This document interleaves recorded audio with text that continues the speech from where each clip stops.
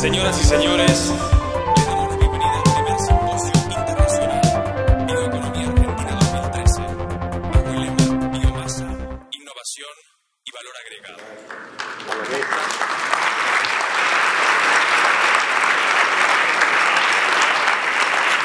Quería empezar dando las gracias al ministro y a la organización de este evento por darme la oportunidad de venir aquí a compartir algunos resultados de nuestro trabajo y desear a esta iniciativa la mejor de las suertes ahora y en el futuro. Como ven ustedes en el título, a mí se me propuso la idea de comentar cuáles son las posibilidades técnicas para transformar biomasa por vía termoquímica en distintos combustibles o químicos. Y nosotros nos vamos a centrar en la producción de biocombustibles. Biocombustibles, y aunque los compañeros y los colegas han comentado que es mucho más barato o mucho más interesante desde el punto de vista económico producir chemicals, el problema es que nosotros tenemos que sustituir hasta cierto punto la gasolina y el diésel, que ahora mismo está copando el sector del transporte. Entonces nos vamos a centrar en la gasificación para la producción de hidrógeno, bioetanol y FT-Diesel o Green Gasoline, como lo llaman, y también vamos a comentar la pirólisis. En este foro, y ya después de la jornada de ayer, no debo explicar demasiado la transparencia que pueden ustedes ver. Realmente, con el incremento en el número de personas que habitan este planeta, vamos a llegar a los 9.000 en pocos años, y con el desarrollo de los distintos países vamos a necesitar más energía. Y ahí está donde la biomasa puede jugar un papel muy importante. La biomasa es una materia prima muy rica en distintos componentes. Los principales bloques constructores tenemos la lignina, los carbohidratos, el aceite, las proteínas. Todos estos han sido objeto de comentario en las últimas ponencias y nosotros vamos a ir un poco más allá. Vamos a ir a producir sin gas. La opción supone romper completamente la biomasa en gases, fundamentalmente hidrógeno y CO, y con ellos construir lo que nos interese, en este caso hidrógeno, combustibles como etanol, metanol, FT-Diesel o gasolina. Podemos decir que la producción de syngas es el otro extremo. Trabajamos a baja temperatura con fermentación, 38 grados, y en este caso vamos a trabajar con hasta 900 grados centígrados. Podemos hablar de una solución de compromiso en la que no rompemos completamente la biomasa, pero tampoco dejamos los bloques como los carbohidratos, que es el uso de pirólisis para obtener biooil. Vamos a comenzar por el comentario de la gasificación y en las siguientes slides voy a comentar las distintas posibilidades tecnológicas de las que podemos disponer para esa transformación. La primera, tenemos un pequeño pretratamiento en el que rompemos la biomasa en trozos de unos milímetros que son aptos para la gasificación. Vamos a lavar para eliminar algunos componentes sólidos que puedan acompañar a esa biomasa y posteriormente la vamos a gasificar. Hay dos grandes grupos de tecnologías que podemos definir como gasificación indirecta, en cuyo caso, como pueden observar en la transparencia, vamos a trabajar a una presión baja, en torno a una atmósfera. Esto nos va a permitir equipos un poco más baratos, pero a la vez trabajamos con dos equipos, de modo que, por un lado, nos va a permitir utilizar aire. Este aire lo que va a quemar es el residuo carbonoso que nos quede de la biomasa. Con ese residuo carbonoso y esa energía vamos a calentar una arena, que es la que va a permitir dar la energía a la gasificación. Debemos tener en cuenta que la gasificación lo que vamos a hacer es quemar parte de nuestra biomasa para obtener la energía que nos rompa la biomasa en gases. Como pueden ustedes ver, tenemos las ventajas es que podemos utilizar aire, que vamos a trabajar a menor presión, pero vamos a necesitar dos equipos y el gas producido va a tener una concentración de hidrocarburos un poco superior. La segunda opción es trabajar con gasificación directa. Esto supone trabajar a mayor presión, en torno a los 20 grados. La temperatura aproximadamente es la misma, va a depender un poco de la composición que nosotros queramos obtener. Y para no diluir el gas que se produce, necesitamos comprar oxígeno o producir oxígeno, separarlo del aire. La ventaja, por lo tanto, es un solo equipo. El problema es que vamos a trabajar a alta presión, o al menos media presión, 20 bares. Una vez que hemos generado el gas, lo tenemos que empezar a purificar porque aparte de algunos sólidos vamos a tener hidrocarburos de distintos tamaños, vamos a tener CO2. El segundo paso es el reformado de esos hidrocarburos para eliminarlos. Tenemos básicamente 4 opciones, que son reformado con vapor, oxidación parcial, autorreforming y reformado seco. Las dos más conocidas son reformado con vapor, que es una reacción endotérmica, por lo tanto vamos a consumir parte de la energía de la que dispongamos para transformar y generar más hidrógeno y CO. Por otro lado, la conversión a hidrógeno es mayor. El segundo extremo es la oxidación parcial, en la que estamos quemando esos hidrocarburos. No los quemamos completamente, producimos CO e hidrógeno. La ventaja es que es exotérmica, vamos a poder utilizar esa energía que se produce a unos 800 grados centígrados para, dentro de nuestro proceso, aportar energía a otros equipos. La desventaja es que la producción de hidrógeno es un poco inferior. El autorreformado es la combinación de estas dos.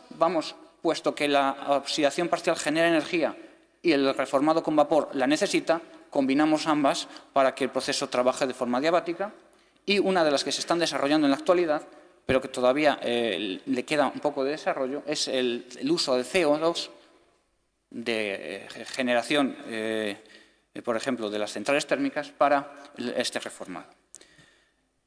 Seguimos con nuestros gases y hay otras generalmente dos alternativas para eliminar los sólidos. Lo que llaman cold cleaning, que básicamente es el uso de un scrubber, es poner en contacto el gas con agua, de modo que arrastre los sólidos, y amoníaco también, que se disuelve. La opción de hot cleaning básicamente es un filtro y está más adecuada a trabajos a alta presión. En este momento hemos eliminado sólidos, la mayor parte de hidrocarburos. Vamos a pasar por una última etapa que ahora está muy en boga, que es el uso de PSA. Básicamente es un material absorbente que va a retirar trazas de hidrocarburos y algún componente, como pueda ser incluso nitrógeno, pero trabaja a baja temperatura, lo cual supone que vamos a generar agua. La generación de este agua no es necesariamente mala, pues porque vamos a poder utilizarla dentro de nuestro circuito para reducir el consumo total de agua de la planta. Llegados a este punto, nos vamos a parar simplemente para comentar la producción de hidrógeno, en cuyo caso se utiliza una tecnología que es muy conocida, y esta es la ventaja de los procesos termoquímicos. Muchos de ellos provienen de la industria petroquímica, por lo tanto hay mucha experiencia en las etapas individuales, no tanto en ponerla toda junto para tratar la biomasa. Se trata de una reacción química en la que tenemos vapor de agua con el CO para producir hidrógeno y CO2, y si bien esto no es tan novedoso, lo que es un poquito más nuevo es el uso de un reactor de membrana. El hidrógeno tiene la propiedad de traspasar incluso el metal, es uno de los problemas cuando se produce amoníaco, por ejemplo, pero en este caso es una propiedad que a nosotros nos interesa porque vamos a separar el hidrógeno in situ y nos va a quedar un gas, fundamentalmente CO2, que pueda llevar también sulfuro de hidrógeno, pero nosotros hemos producido hidrógeno. Si a nosotros no nos interesa hidrógeno, lo que volvemos es un poco hacia atrás y tomamos este gas. Nosotros hasta ahora lo que hemos visto son una serie de opciones. Básicamente tenemos 8 opciones distintas junto con las condiciones de operación de los distintos equipos. Utilizamos técnicas de programación matemática para que nos ayude a decidir cuál es la opción mejor en base a óptimas condiciones de consumo de energía, mínimo consumo de agua e impacto ambiental. La técnica se denomina en general como Superstructure Optimization, y el proceso que resuelve es el que se observa en la pantalla: gasificación indirecta, reformado con vapor, scrubber y eliminación de trazas, con las condiciones de operación que aparecen. El target del Departamento de Energía de Estados Unidos es de en torno a $1,6 por kilo, y eligiendo el equipo y las condiciones de operación podemos llegar a valores bastante interesantes con una inversión de unos 150 millones de dólares. El problema que hacemos con ese CO2 siempre lo podemos utilizar para alimentar a algas. Si en lugar de hidrógeno queremos ir un poco más allá, vamos a tener que ajustar la composición de nuestro gas en función de lo que queramos. Necesitamos una relación de hidrógeno-CO de 1:1 en el caso de etanol, 1,7 a 2 en el caso de procesos de Fischer-Tropsch, y si queremos metano o metanol vamos a necesitar un 2. Entonces, hay una serie de tecnologías. Primera, la que ya hemos comentado del Water Gas Shift. Podemos no tocar el gas si no nos hace falta y podemos, y es algo bastante interesante, también recuperar el exceso de hidrógeno. En este punto tenemos que capturar los gases ácidos, entre ellos el CO2.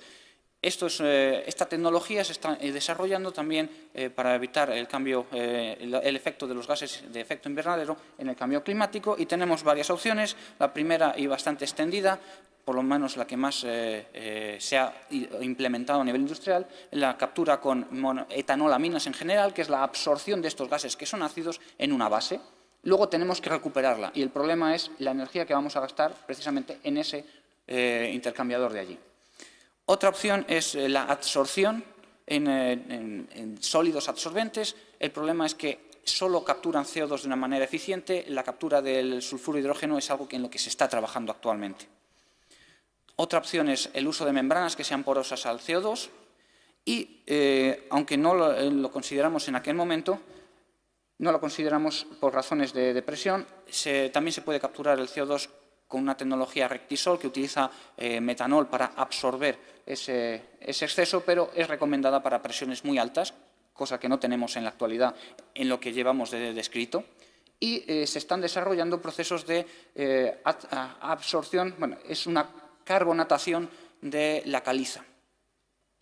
El proceso inverso es el que se utilizaba en el proceso Solvay para producir el carbonato sodio, perdón. Vamos a utilizar el proceso reverso para capturar el CO2. Llegados a este punto, tenemos dos posibilidades de síntesis del etanol. La primera es la fermentación del gas de síntesis. Esto tampoco es precisamente nuevo, lleva desde los años 80 en operación, pero hay que juntarlo con todo lo anterior.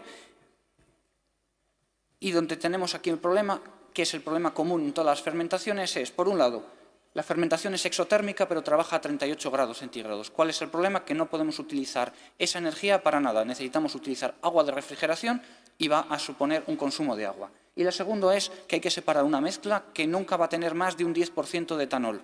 En el caso del gas de síntesis, demasiado si llegamos a un 4%.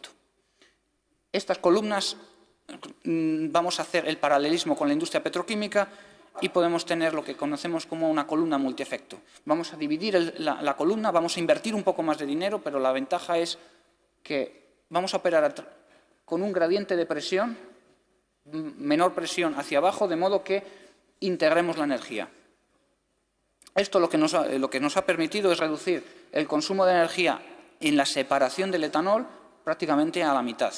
Hay otras técnicas como pueden ser destilaciones extractivas, incluso, como vamos a comprobar ahora, el uso de tamices moleculares. Pero esta primera etapa, el uso de multiefecto, se ha tornado como una alternativa bastante eficaz. La segunda etapa, nosotros con destilación no podemos llegar a etanol anhidro. Tenemos una rectificación que como mucho nos va a llevar a aceótropo. Tenemos incluso la absorción con maíz, si nuestra planta está paralela a una de primera generación, los típicos tamices moleculares para eliminar las últimas trazas de agua o la perevaporación. ¿De acuerdo? La segunda opción catalítica a partir del gas de síntesis es la producción de alcoholes. Tenemos una serie de reacciones en las que no solo producimos etanol, sino también metanol, propanol, fundamentalmente un poquito de butanol, y tenemos que separar esa mezcla, para lo que tenemos una serie de secuencias de columna de destilación. Para producir etanol, hasta ahora estamos evaluando en torno a los 1.200 procesos distintos, con lo que les he presentado, más las condiciones de operación que nos permitan una integración de energía en esa producción. Siguiendo unas técnicas matemáticas similares a las anteriores, lo que nos resultó fue el uso de gasificación directa. La razón la vamos a ver un poquito más abajo en el diagrama de flujo, reformado con vapor para generar un poco más de hidrógeno, el filtro para eliminar sólidos, remoción de los distintos hidrocarburos que nos sobren, y aquí está el exceso de hidrógeno. Lo separamos y esto va a ser lo que reduzca el precio de la producción de etanol. De alguna manera es la producción simultánea del hidrógeno y el bioetanol lo que está reduciendo el coste del bioetanol. Recuperamos el CO2 para evitar costes en la recuperación de las aminas. Iniciamos la separación con PSA y luego utilizamos catalítico. La razón de utilizar catalítico es porque trabaja a unos 300 grados centígrados y esa energía de un proceso exotérmico la vamos a poder utilizar. El target del Departamento de Energía es en torno a $1 por galón para todos los combustibles líquidos y con el uso del hidrógeno podemos llegar por debajo de 0,5 dólares por galón. Quiero comentar, y lo repetiremos un poquito más adelante, que la opción desarrollada por algunas empresas llega al $1 por galón y se puede demostrar que es una de las opciones que ha descartado la optimización, pero que esa existe y que está de alguna manera probada a nivel de escala planta piloto al menos. Aparte del consumo energético, que en el caso de los combustibles de segunda generación es muy favorable comparado con el etanol a partir de maíz, tenemos un problema de consumo de agua. En el medio oeste de Estados Unidos algunas plantas tuvieron que cerrar por el mero hecho de que necesitaban más agua de la cuenta.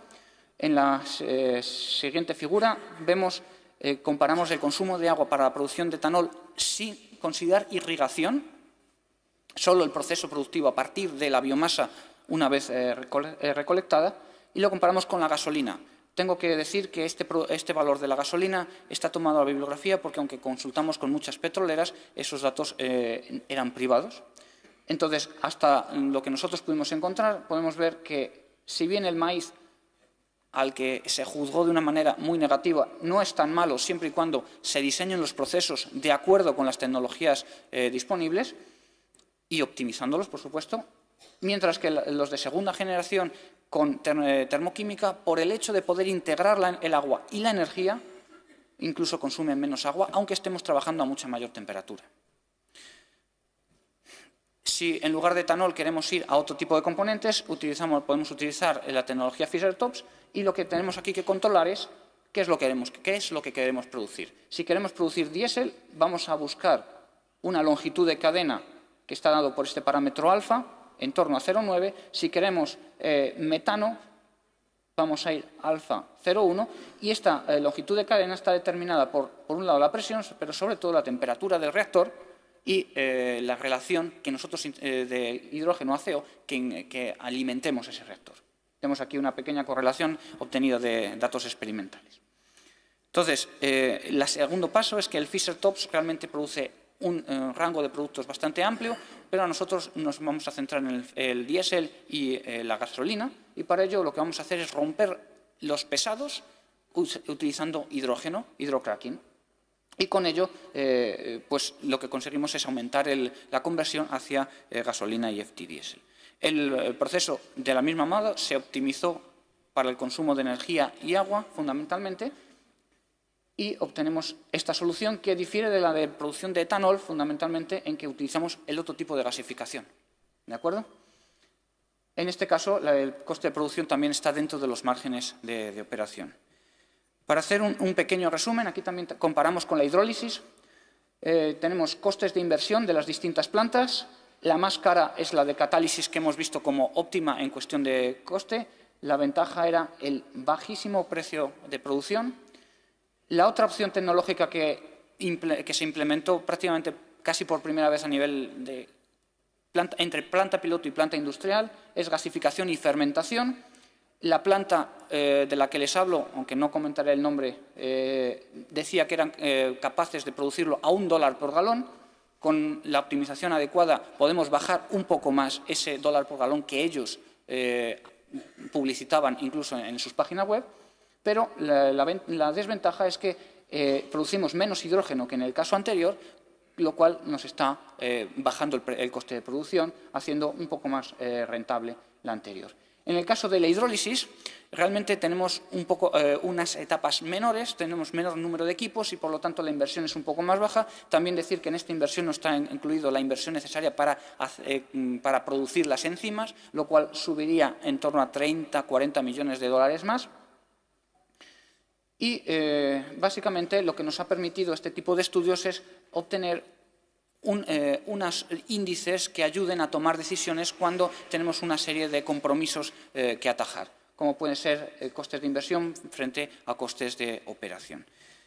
Para terminar, quiero comentar la pirólisis como intermedio entre la bioquímica y la termoquímica.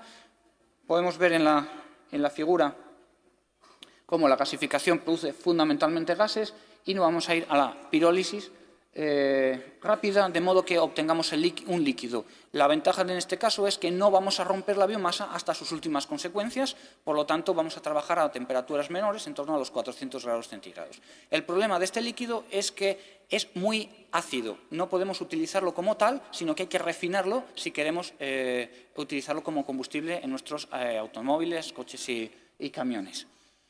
Para ello, la técnica o los equipos para realizar la pirólisis son muy similares a los de gasificación. Tenemos un lecho circulante, que es básicamente la gasificación indirecta comentada antes, y una gasificación directa, que sería equivalente a este lecho fluidizado. También hay alguno más en cuestión de rotatorio, pero los dos más extendidos son los superiores. Una vez que tengamos ese líquido lo hemos visto en alguna de las presentaciones anteriores, fundamentalmente es un líquido marrón muy viscoso y con una composición muy diversa. Tenemos que, de alguna manera, refinarlo, y hay distintos tipos de procesos, entre ellos, y no vamos a volver a hablar, es la gasificación de ese líquido. Uno de los problemas en analizar estos procesos es que todavía hace falta datos experimentales para ver cómo afectan las condiciones de operación en el líquido, en las propiedades del líquido que se produce. De modo que hay aquí un campo para seguir trabajando, pero lo relativamente reciente, es del 2012 también, Brown y colaboradores estudiaron distintas alternativas para refinar ese líquido, y llegaron a la conclusión que una vez que lo obtengamos necesitamos una inversión en torno a otros 100 millones de euros o de dólares para poder refinar ese líquido a algo que nosotros podamos usar en nuestros vehículos. Y para resumir, evidentemente la biomasa es un bien que está disponible y del que podemos obtener muchos recursos, no solo combustibles, sino también productos químicos, que la tecnología, hay una parte que ya tenemos, hay otra parte que podemos desarrollar.